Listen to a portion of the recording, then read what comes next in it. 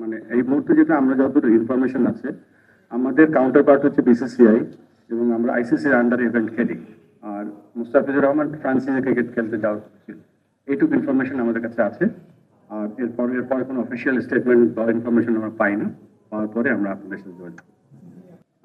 আমি একটা quick answer করছি এখানে, একটা শর্ট, যেটা হচ্ছে যে বিশ্বকাপ অর্গানাইজ করছে আইসিসি পোস্ট ইন্ডিয়া। তো সে আমাদের যদি কোনো কোথাও যোগাযোগ করতে হয়, সেটা আমরা আইসিসির সাথে যোগাযোগ করবো।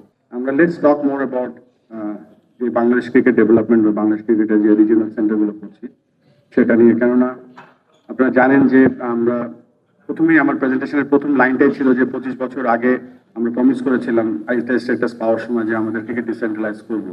বোর্ডের তো কুইকলি বোর্ড মিটিং করা সম্ভব না। আমরা রাত 9:30টার সময় একটা ইমার্জেন্সি কলের ব্যবস্থা করেছি পুরো ব্যাপারটা জানার জন্য এবং জেনে safety security is extremely important.